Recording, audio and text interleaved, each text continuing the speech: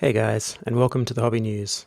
Alright, so we've got some more, updates for AOS3.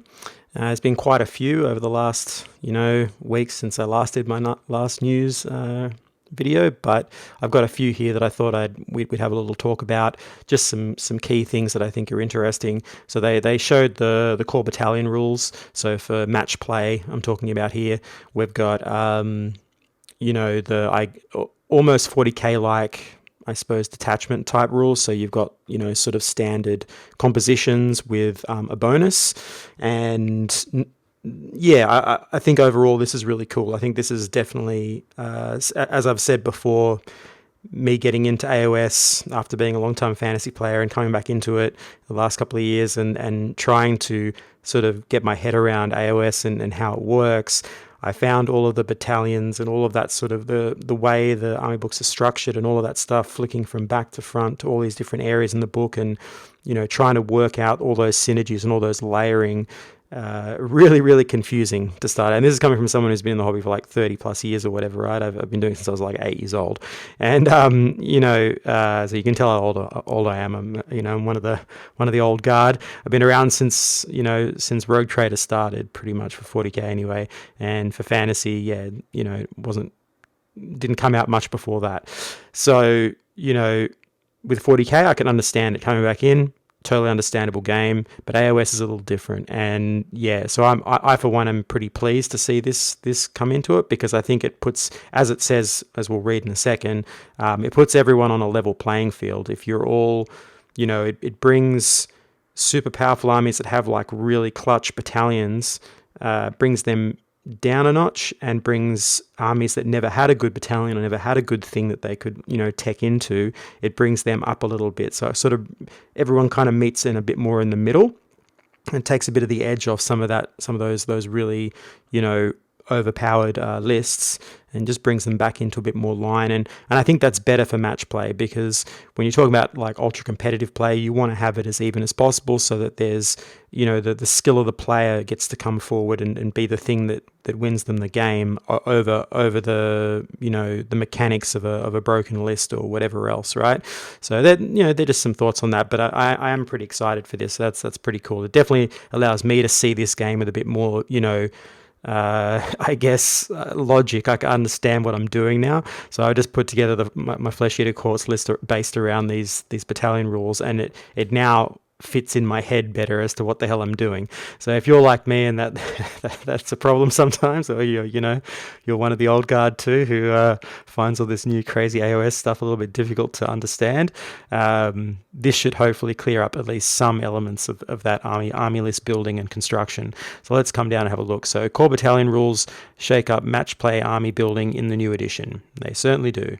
All right, so let's have a look. In the past weeks, we've shared the lore of Sigmar's ever hopeful Dawnbringer Crusades, witnessed a face-off between some truly frightening wizards, and even announced when you can pre-order the new box. Yep, that's coming soon this weekend. We continue our brainstorming tour of the new barnstorming tour of the new edition of Warhammer Age of Sigmar, today with a look at how you can build your army for match play games. To do that, we need to explain a few rules mechanics, including core battalions first. Let's dig in. Yeah, so as we come down here, basically there are these, battle packs, and one of them is one for match play. So battle packs. Before you choose a mission, you need to figure out which battle pack you'll be using. Battle packs bundle together a suite of rules, introducing restrictions, determining the size of the battlefield, and dictating the number of units you can bring to the fight. So that's pretty cool. So there's going to be, there'll be like narrative ones for these battle packs, I guess. Or if this is all match play, maybe there are some variants, I don't know. But the main one we're looking at is a bit further down here. So let's take a look. So the Contest of Generals battle pack in the core book is one such option, which is I think the main one for match play. So, but it sounds like there are multiples, so I don't know whether that means there are multiple ways to play match play, or whether that's for the other variant ways you can play the game. But I guess we'll soon see. It's been carefully crafted to make your games as balanced as possible. Take a look at this chart, and yep, we'll take a look. So yeah, most of it's all pretty self-explanatory. We can see here these values are sort of similar to what was in AOS before, with a few additionals. This sort of under strength unit, not really quite sure what that is. Maybe someone can tell me what that is. but looks like there's a way to have, I guess, understrength units somehow in some of the books. I don't know. But anyway, there you go. And reinforced units, this is a new thing. So we'll quickly go over that, and I'll explain it if you don't already know. Most people who are in AOS know what all this is. But if you haven't seen it yet, there's some restrictions on how you build up your units. And then we've got, 3 endless spells, and everything else is pretty normal. So yeah, and then obviously the board size we all know has been changed to the 40k size, so 44 by 60 and so on. So let's come down. So I guess we'll touch on this. The reinforced units thing is essentially, it'll say it down the bottom there, but basically you can't just upgrade all of your units to max sizes or bigger sizes. So you have everything starting at the minimum. So that might be 3 or 10 or 20 or whatever it is for that unit. And then totally in your entire army, you can only upgrade 4 times, and different units have different levels that they can be upgraded. So, some units can only be upgraded once, some can be upgraded twice. So you'll have either a 3 times the size unit, a double the size unit, or a single size unit based off its minimum size for that type, if that makes sense. So it won't really affect that much, because from what I've seen in AOS, most people just have one big chunk unit that they have, and then everything else is mostly minimum size anyway. And judging by the new edition, this is definitely an MSU style edition of the game, and it is trying to encourage you to go minimum size for a lot of this stuff. And because of the new coherency rules, which are like the 40k ones, except without the fighting within an inch of someone who's already in combat, you're going off your reach profiles on your war scrolls, which makes it a little different and a little bit harder. The coherency rules don't work quite as well for AOS as they do for 40k. You're going to probably be taking MSU style units quite a lot because of that change. And this is further enforcing that sort of MSU style play, which, could be a good thing, could be a bad thing, but it does mean that armies that have better armor and things like that, and better bravery and better sort of overall resilience are probably going to win out in this MSU type builds, and ones that don't may struggle a little bit, because most larger horde type units don't have long reaches. So that whole problem of needing to get your second rank into combat is going to be difficult. So there are some issues here, but most armies won't find this reinforcement thing that much of a deal. But anyway, we'll come down and take a look. The main thing here is to look at is the Core Battalion rules, which is basically detachments like you have in 40k with some differences. There are some differences here. So we have, you can include any of the following core battalions in your army if the battle pack you are using says that you can use core battalions. So that would be the match play stuff would be using this. So that means all your battalions in your army books and so on are basically only for narrative play, or other battle packs that are more narrative driven, I guess. But most match play stuff won't be using it. It'll be using these 6 and any others they choose to add in at a later date. Who knows what they'll do. But for the moment, it'll be these 6. And so each one has a benefit. In 40k, you don't get benefits for every type of detachment, but in fantasy, you are getting that. And it looks like they're going to be free. So no points for these. I would be very surprised if they made you pay for this. So, you've got these little icons here. Basically, the top one is a leader. The second one down is like a sub commander or a leader that's 9 wounds or less. And then you have your troops here, your monsters, your war machines, and then you have different configurations. So we can all see what that is. And each one gives you a buff. So if you're looking for a 1-drop, the battle regiment here is the 1-drop. The warlord one will give you a bonus, with your characters and so on. You've got your line breaker for your monsters to give them a bonus. You've got Vanguard if you just want to take like a single character and a troop. I think they get a reroll to charge there or something like that, but we'll take a look. And then you've got your command entourage, which is all characters, and they'll get, a similar kind of character buff there. Because what we're moving into is a game where things are happening in both turns, which we're going to have a little look at in a second. So you've got actions being performed in both players' turns by both players. So monster actions, hero actions, and also, you know, reactions that you can take due to being charged or shooting and so on. You've got all these different types of things, and so these little buffs help you with that. So we'll come down and take a look. So yeah, we've got the key here that shows you what they are. Basically, you know, this little leader thing here doesn't really matter which one you pick, as long as basically your war scroll has to have this leader keyword on it. I'm pretty sure in the back there somewhere there should be, or on the war scroll somewhere, or in your army book at the back with the shows the listing, you'll have models that have leader attached to them, I'm pretty sure, and that's just the ones that can be that, I guess. And then you've got your 9 wound or less, one for the sub. So, you know, for Flesh Eater Courts, you can't have a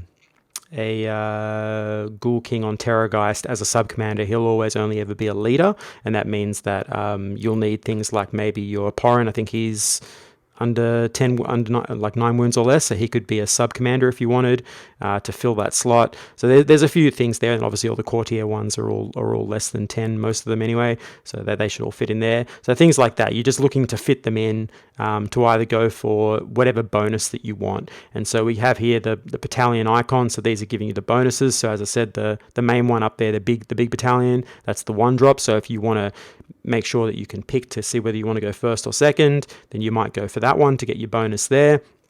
And then the other ones, you know, we've got, so battalions, not all battalions are giving you a 1 drop, right? They'll all be placed, you know, one by one, each of the units, but this one's giving you the 1 drop. So we've got things like, most of these are like once per battle type of effects. So you've got like the Vanguard one, which is the once per battle. You can get at the double or forward to victory command. So that'll be like, you know, their benefits to, I think that's some sort of reroll to charge there, I'm pretty sure, or movement. And then you've got, you know, your strategist one here and this magnificent one. So you're getting 1 extra enhancement for your army, which I think is it enhancement? Yeah, I think that's to do with like relics and stuff like that. I'm pretty sure that's what the enhancement thing means, or something similar. And then the Stratus one here, that's an extra command point. So for one of these, I think you have to choose between those two. Let's take a look. Yeah, so you've got, if you take this entourage one, you can choose between. If you take the warlord one, you've got both, but the command entourage has to choose one or the other. So I can see the warlord one being taken a lot because you've got the command point and the extra relic, I guess. So this is kind of like, you know, a pretty good one. And then you've got the 1 drop one. So it's like so before you were getting an extra relic, I think, and a command point or something like that with a battalion and the 1 drop all included, I think, in what the other ones were before. Something like that anyway, and then now they've sort of split up those abilities. So you're probably going to see some people really wanting to do the 1 drop, but I would imagine quite a lot of people will choose this Warlord option, considering it's a monster edition, a hero monster edition. You know, taking the heroes and the monstrous heroes to get these extra free command point and a relic. I feel like this Warlord battalion is probably going to be used most out of all of these, and then some of the other ones a little bit less, but you know, that's definitely a pretty big one. We've got Slayers here once per battle. You can get the all-out attack or unleash hell, which we'll take a look at in a second. I think that's coming up. Basically, it's like a stand and shoot type of situation. That's for the unleash hell one. And then I can't remember what this one is, but we'll take a look. So that's pretty cool, but it's without using a command point. So some of these are giving you an ability without needing to waste a command point. So even though it's once per battle, you're most likely, that's going to be a key combat or something where you really need to not waste, or you're using a lot of CP command points that turn, and you don't want to waste it on this particular one. So the other big change with all of this is, I think, is that you're only able to use, I think, well, at least a unit can only be affected by one of these once per turn, I think it is. So you won't be able to like stack. You'll have to have other abilities that your units are benefiting from on top of whatever command ability, and then on top of that, like unit champions and stuff like that can issue some of these commands, I'm pretty sure, but we'll go through some of that if it shows it later on. But there's a whole range of ways in which you can employ these types of tactics, so you don't have to nurse units anymore with characters. Unit champions can do some of these actions, or at least they're the hero commands I'm talking about here. So the hero actions that you can choose from that were that they showed earlier last week, I think. You know, you can have unit champions do those to get buffs, and then use your command abilities as well on top of that, and so on and so on, I think. Something like that anyway. I might be wrong. It might be getting all confused. A lot of rules here to go through. But essentially, you've got some like one-off abilities that can help you out. So, you know, all in all, to sum it up, I think that this is a great way to begin. And also, you don't have to use these core battalions from the look of it. I think you can have units outside of the battalions as well. So you can just build your list without any battalions at all if you want to. But, you know, if you build your list, what I think, I mean, you could tech into it, but I would say just build the list the way you want, and then see which ones of these fit, and then maybe do some slight tweaks to adjust to get your army to fit it without like breaking the balance in your list, you know.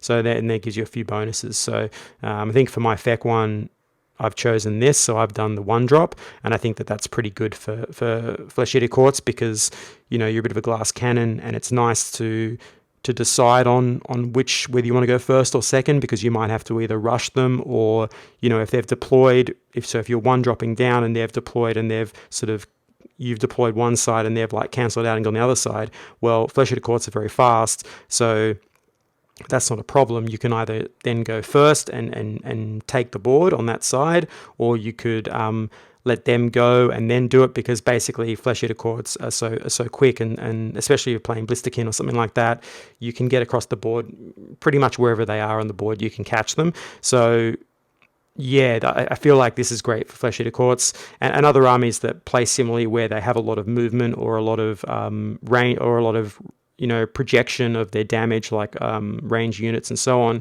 that doing a 1-drop might be pretty advantageous, because it means you do get to pick your first, second turn and so on, and then, you know, really decide on how the tempo of the game in those first 2 turns. As we all know, that's the most important. So I still think a lot of people will tech into this, but as I said, this Waller one's pretty juicy.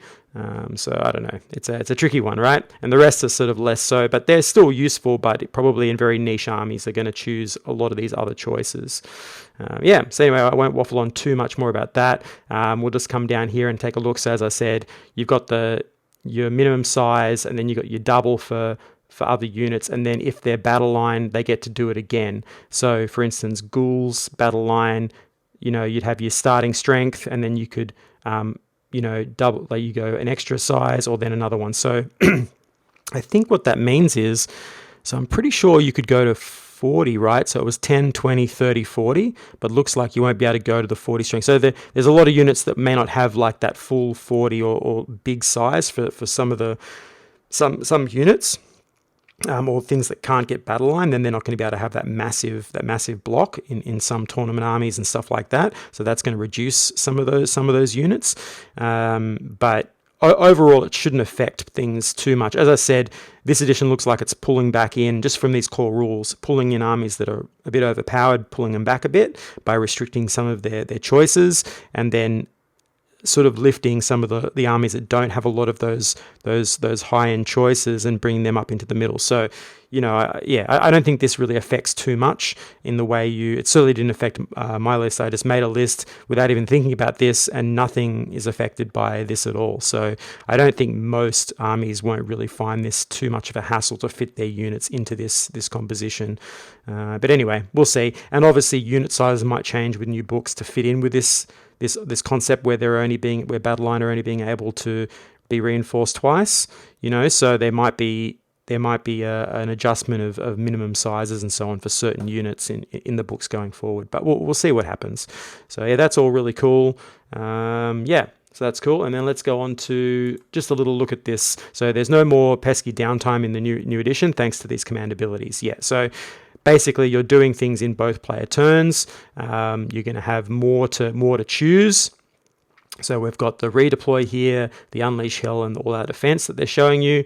So yeah, let's take a look. So I think this one is to sort of, I guess, mitigate some of the problems of charging something and then the other unit, like, you know, basically falling back or running away or whatever. You're going to get a chance to at least redeploy or re-maneuver your unit so they don't get totally smashed in the coming turn, you know. So you can use this ability, command ability, in the enemy movement phase after an enemy unit finishes a normal move, run or retreat.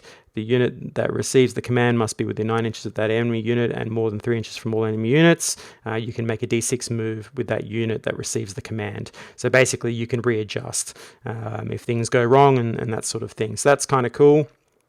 And then we've got Unleash Hell, which is the sort of standard shoot style one with a -1 to hit roll for all of your shots. But there are ways to counter this. So units that have buffs can get around this type of minusing so that they're hitting on their normal values. So it can be quite deadly for some shooting armies that receive this, because the idea is that it's when the enemy unit finishes its charge move, so it's charged in, the unit that receives this command must be within 9 inches of that finished move, not at the start of when it charges. So it could have been more than 9 inches away from the unit it's charging, but it finishes within 9 inches of another unit that, like, let's say, like next to the one that it's being charged, and then that might be a shooting unit, and then they can then react to a charge that's happening near them, you know what I mean?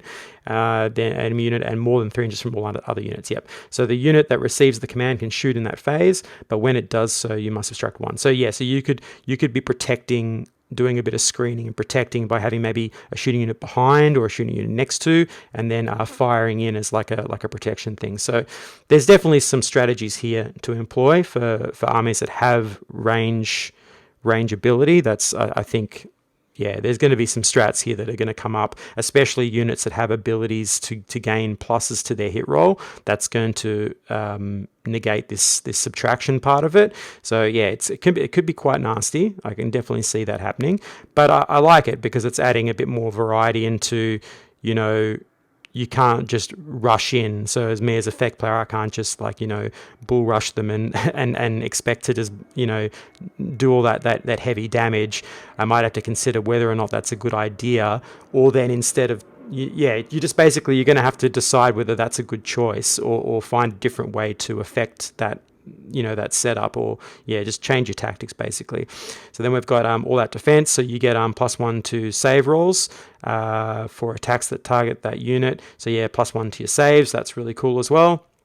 I can see that being very good on, you know, high armored or you know, strong units. Things like Black Kings or something like that with a +1 armor save would be amazing. Plenty of elite units in the game that would really benefit from this type of command ability. So things that you're going to be teching into, I guess, if we just think about that, you know, you're going to be doing more each turn. Monsters are doing more. Heroes are doing more. You know, so you're going to be wanting CP lying around. So armies that have ways of generating CP, even if you're not teching into the Warlord Battalion, you know, you're probably going to be looking at stuff like that allow you to generate a CP somehow. And that's going to be really clutch. And the armies that have those abilities, I think, are going to benefit more from this stuff. And armies that don't, maybe a little bit less so. You know, I think we do know that if you're going second, I think you generate 1 more CP than your opponent each turn, and then they go away each turn. So your CP generation is slightly better if you end up going second. So you might do that to have the extra for that first turn, for when you want to do a bunch of these, to set up a bunch of these big hits. If you're like a glass cannon army like Feck or something similar, you might choose that so that you can do maximum impact on that first turn. Or you might tech into actually wanting the second turn, like allowing them maybe to end up getting the double, and then have the second turn have the second player turn in the second round to affect some of these abilities when they're closer to you or something. So I don't know. There's a whole bunch of tactics there that you could employ, but looking for things that generate CP in your army is probably a good idea for most of it. It is in 40k. It's a massive deal to be generating CP. You know, the Death Guard Tallyman, he's able to generate CP in both players' turns. So he just rolls 2 dice. If he gets a 7, he generates a CP. So, you know, that's a very average roll. And so you're pretty much almost, because you're getting 2 rolls of that every battle round, you're pretty much assured to get 1 CP every turn, or almost all of them, probably 4 over the course of a battle, which is a massive thing. If you're teching into a lot of strats, then that's going to be working for you. And it'll be the same in AOS. those that can do that kind of stuff are going to be really, really powerful if you're teching into it the right way. But for high-end players, they're going to know how to do that. So that's for average games, it's not going to matter that much for your casual games. But when you're playing ultra competitively, things like that, little ways to buff and get that extra CP is probably going to be really, really important. So yeah, they're my thoughts on that. I probably made a bunch of mistakes there. Sorry if I have. Hope you've enjoyed it. Let me know in the comments what you think, or if I've missed anything or haven't covered it properly, let me know. But otherwise, click that like button, subscribe button if you have liked it. And yeah, I'll catch you on the next one.